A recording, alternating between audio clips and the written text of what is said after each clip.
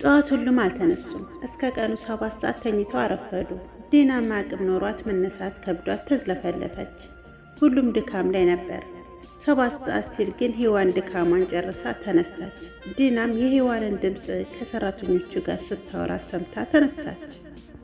ወንዶቹንም ዲናና ሔዋን ውሃ ረጭተው አስነሷቸው። ሔዋን ዛሬ ተርፌያለሁ አለች እየሳቀች። ዲና ዛሬ አላለችም አለቻት። ቀውስ አለ ቦስ። አዳም ሳቅ ብሎ ኧረ ተው አሁንማ ልዕልትህ ናት አትስደቧት አለው። ዲናም አዎ እስቲ እንደሱ ንገርልኝ አለችው። ሁሉም ተጣጥበው ሳሎን ተቀመጡ።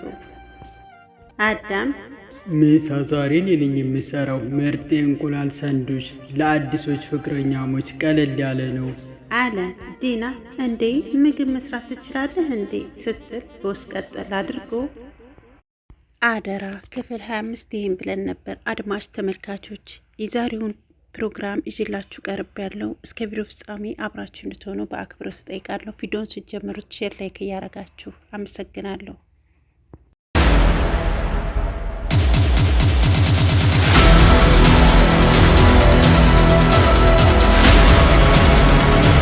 ቦስ ቀጠል አድርጎ እኔም ሲሰራ ይቼው አላቅም አለ። ከዛም ሔዋን ሶፋ ላይ ዘፋለችና እስቲ እኔ ይልክ ሙያክን በልፍጠን አለችው። አዳም ጠብቁኝ፣ በአጭር ደቂቃ ውስጥ ምርጥ የእንቁላል ሰንዱች ከሻይና ወተት ጋር ካስፈለገም ቡናም አለ ሲላቸው፣ ዲና ኦኦ አንተ ምንድነው ዛሬ ደግሞ ፈታ ብለሃል፣ እኔ ሻይ ነው የምፈልገው አለችው። ቦስም እኔም ደግሞ ቡና አለ።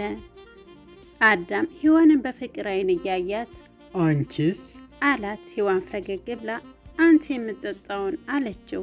እሺ ወተት እንጠጣለን፣ መጣሁ ዘና በሉ አለና ወደ ኩሽና ሄደ። ሰዎች እንዴት አደራችሁ አላቸው ሰራተኞቹን። ሁሉም እየተፈራረቁ ደህና አደርክ እንዴት አደርክ አሉት። ሰራተኞቹ ኩሽና ያለውን የምግብ ጠረጴዛ ተጠቅመው ቁርሳቸውን አቅርበው እየበሉ በመሃል እየተነሱ ለአዳም እያጎረሱ በልተው ጨረሱ። ሳሎን ዲና ሔዋን እና ቦስ ትላንት ያሳለፉትን ነገርና አዳም ጨለማውን ሲያይ የተናገረውን ንግግር እያስታወሱ ሲስቁ ነበር። ከሁሉም ድምፅ የሔዋን ጎልቶ ይሰማል። ከዛም ደግሞ ቦስና ዲና ስለ ሔዋን ውበትና ሰዎች እንዴት ሲያዩዋት እንደነበር እያስታወሱ መሳቃቸውን ቀጠሉ። አዳም በዛን ሰዓት ቁርስ አዘጋጅቶ ጨርሶ ከሳሎን አቅራቢያ ያለውን የምግብ ጠረጴዛ ተጠቅመው አሳመረው። ሁላችሁም ወደዚህ መምጣትም ማየትም አይቻልም አዘጋጅቼ ሳልጨርስ አለ። ምግቡን አቀራርቦና የሚጠጡ ነገሮችን ከትኩስ እስከ ቀዝቃዛ አቀረበ። አነስተኛ ኬክም አዘጋጅቶ ነበር። እላዩ ላይ B&D ብሎ ጽፎበታል፣ ግን እሱን አላቀረበው ምክንያቱም ለቦስና ለዲና ሰርፕራይዝ ስለሆነ። አሁን መምጣት ትችላላችሁ አለ። አዳም ያለማንም ረዳት እርሱ ሰርቶ ያቀረበውን ቁርስ እየጠቆማቸው ሼፍ መስሎ ነበር። ሁሉም ሼፍነት ያምርብሃል አሉት። የምግብ ጠረጴዛው ላይ የቀረበውን ሲያዩት ተገረሙ። ሁሉም ተቀምጠው ቁርሳቸውን በሉ። በጣም ጣፍጧቸው ነበር የበሉት። በልተው እንደጨረሱ አዳም ሰራተኛዋን ጠርቶ ሰርፕራይዙን እንድታመጣ ነገራት። የነገራት በጆሮዋ ስለሆነ ምን ብልሃት ነው ብለው ጠየቁት። ጠብቁ እስቲ አላቸው። ከዛም ሰራተኛዋ ኬኩን ይዛ መጣችና ጠረጴዛው ላይ አስቀመጠችው። ዲና አንተ ልጅ ጣፋጭ እኮ ነህ፣ ወንድሜ ባትሆን ይቆጨኝ ነበር አለችና ከተቀመጠችበት ተነስታ ጉንጩን ሳመችው። ጀርባውን መታ አድርጋ አቀፈችው። ቦስ ጓደኛዬ በጣም አመሰግናለሁ። ዲና ያንቺ ደግሞ ልጁን ጀርባውን በሆነው ባልሆነው እየደለቅሽ እንጥሉን እንዳታወርጅው አለ። ሔዋን በጣም ሳቀችና አያንተ ልጅ አለች። ሰራተኛዋ የኬክ መብያ አቀራረበችላቸውና ዲና እኔ ቆርሰዋለሁ አለችና ቆራርሳ ለሁሉም ሰጠቻቸው። ሔዋን ዛሬ ደግሞ አብረውን አይበሉም እንዴ አለች። አዳም አይ ሔዋንዬ እነሱ ወተት እንቁላልና ስጋ ነክ ነገር አይበሉም አላት። ቦስ እንዴ ለምን አለ። ዲናም ቦስን ተከትላ እውነትም ለምን አለች። አዳም ምክንያቱን አላውቅም። ለእኔም የመጀመሪያ ቀን ስሰማ ገርሞኝ ነበር። ይልቅን ዛሬ የምንሄድበት የለም፣ እሁድ ስለሆነ ባለፈው እንሄዳለን የተባባልንበት ጋር እንሄድ። የማሳደጌ ጋርና ቆሙና ቴቴ ጋር መቃብር ጋር አለ። ሁሉም እሽታቸውን ገለጹለት። ሔዋን ግን ዲና እንዴት የሰራተኞቹን ጸባይ አታውቅም? አብሮ ኖሮ የለ እንዴ? እንዴት እያለች በውስጧ ታጉረመረም ነበር። በሀሳብ ጭልጥ አለች። ቦስ ግራ ገብቶት እያያት ነው። ሔዋን ደግሞ በሀሳብ ተጉዛለች። ምን ሆነች ነው ሔውዬ? አላት አዳም። ሔዋን አሁንም አልነቃችም። አዳም ሔዋን ጋር ሄዶ አጠገቧ ተቀመጠና እቅፍ አደረጋት። ሔዋንም አቀፈችው። ምን ሆነሻል? አላት። ሔዋን ምንም አልሆንኩም፣ በቃ ልብሴን ልቀይርና ልምጣ አለች። ሔዋን መኝታ ቤቷ ገብታ ቁም ሳጥኗን ማየት ጀመረች። ልብሷን እየመረጠች ዲና ከኋላዋ መታ አቀፈቻት። ምን ነው እህቴ ችግር አለ? አለቻት ሔዋን። ብነግርሽም አትፈችልኝም፣ ምን ይሰራልሻል? አለቻት ዲና። እንዴት ሔውዬ ምን ማለትሽ ነው? ቆይ እባክሽ ንገሪኝ አለቻት ሔዊ። ኡፍ በቃ አንቺ ስለ ሰራተኞች ጸባይ። መልእክቱ ከጌዲዮን ነበር። እሳቱ ጠበቃ አዳም ብዙ ደስታዎችን ስታሳልፍ ይሁን ብዬ ይላል። ቀጣዩን ለማንበብ የግድ የስልክ ይለፍ ቃሉን ማስገባት ነበረባት። ወዲያውኑ አስገባች። የጌዲዮን መልእክቶች ወዳሉበት አመራች። የመጀመሪያው መልእክቱ ከትላንት ወዲያ ነበር። ተዘጋጅ የሚል ነበር። ቀጣዩ የትላንቱ ነው። ትላንት በተደጋጋሚ የምጽፈው መልእክት ልኮለታል። ደስ ሲልክ አልወድም ይላል። ከዛም ከ5 ደቂቃዎች በኋላ ደግሞ የዛች ያጭር አጎብዳጅህ ምርቃት ዛሬ ነው ይላል። ቀጣዩ ላይ ከአመሻሽ 12 ሰዓት ከ55 ላይ ዝምታን በጩኸት እተካላለሁ ይላል። ዲና ትላንትና አዳም ለምን በስልክ መልእክት እንደተጨናነቀ ገባት። ዝግጅቱ ላይ እያለ አዳም ጭንቀት ውስጥ ሆኖ የጭንቀት ስሜቱን ደብቆ እንደነበርና እሷን ላለመረበሽ እንዴት ሲጥር እንደነበር ተረዳች። እሱ ምንም ሳይል የአርጉም ጌዲዮን ግን ብዙ ነገር ሲል ነበር። አዳም አሁን ይበልጥ በውስጧ ጥሩ ቦታ ኖረው። ባለፈው በተደጋጋሚ ለአዳም ሲደውልለት ሔዋን ወደ ቤት የተመለሰች ዕለት እሷ የአዳምን ስልክ ይዛ ወጥታ ጌዲዮንን ነበር አዋርታ የመጣችው። ግን ጓደኛዬ ናት ብላ ዋሽተዋለች።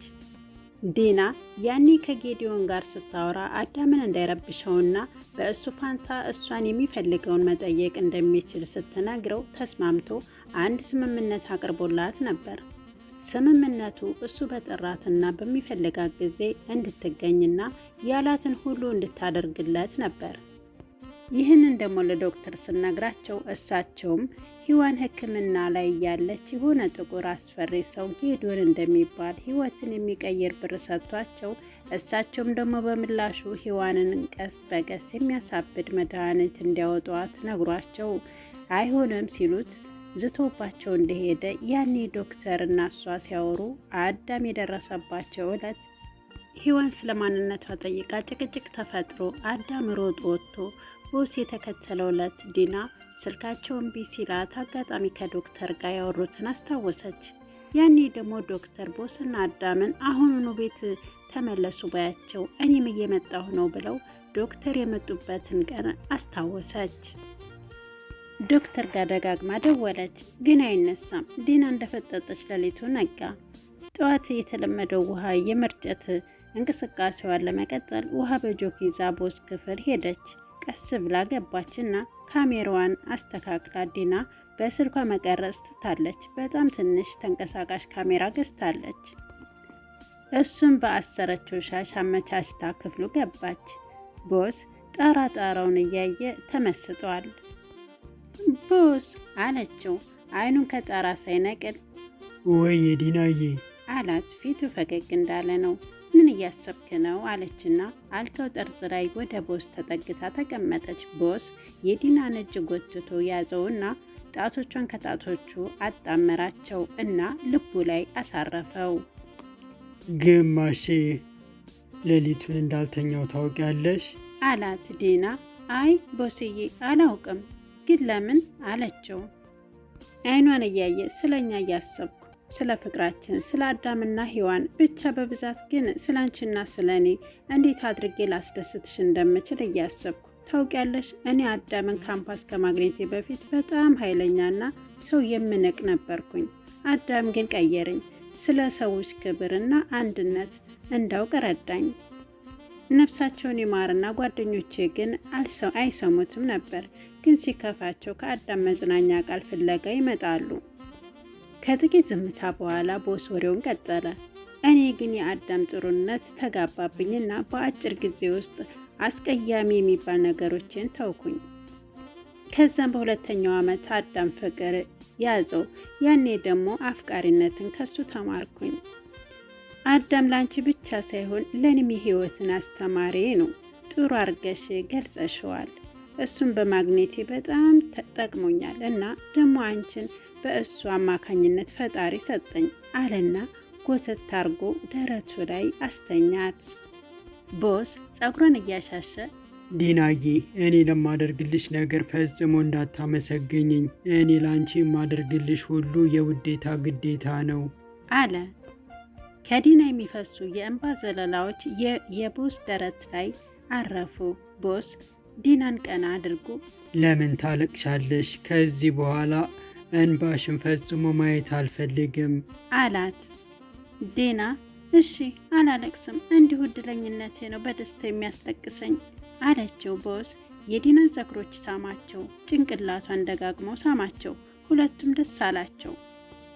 ቦስ የዲናን እንባዎች ጠራረገላት። ዲና አደራ። ክፍል 26 ይህን ይመስል ነበረ። በክፍል 27 እስከምንገናኝ ሰናይ ጊዜ። እስከ ቪዲዮ ፍጻሜ አብራችሁ ስለነበራችሁ እጅግ አመሰግናለሁ። ቻናሉን ላይክ፣ ሼር፣ ኮሜንት እያደረጋችሁ አበረታቱኝ። የዛሬው ትረካ እዚህ ጋር በቃ። መልካም ጊዜ ባይ